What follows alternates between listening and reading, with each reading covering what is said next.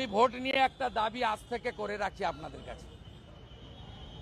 আমি আগেই বলেছি 50%-এর নিচে যেখানে হিন্দু আছে, রাষ্ট্রপতি শাসনে নির্বাচন ছাড়া হিন্দুদের ভোট দিতে দেবে না। সিতাইতে দেবে না, শীতলকুচিতে দেবে না, দিনহাটাতে দেবে না, ক্যানিং, গোসাবা, বাসন্তীতে দেবে না, মিনাকা, হাড়োয়া, বাদুড়িয়াতে দেবে না, মুর্শিদাবাদের একটা বড় অংশ তো আছেই।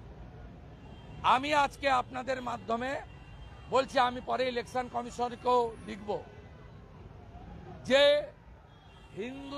হিন্দুদের জন্য, যেখানে হিন্দুরা সংখ্যালঘু, আপনাদের হিন্দুদের জন্য আলাদা বুথ তৈরি করতে হবে।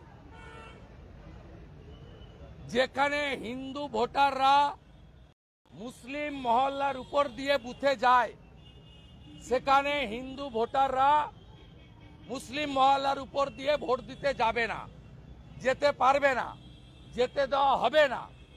তাই হিন্দু পল্লীতে আলাদা বুথ করতে হবে। আপনারা যদি করোনার সময় বাড়িতে গিয়ে ভোট করতে পারেন, তাহলে হিন্দু এবং আদিবাসী পাড়াতে স্পেশাল বুথ তৈরি করে ভোটদান করার ব্যবস্থা করুন। মাননীয় মনোজ আগরওয়াল সিওকে বলবো, এখন থেকে এই ডেমোগ্রাফি ধরে বুথ ম্যাপিং করে আপনি ইলেকশন কমিশনে পাঠান।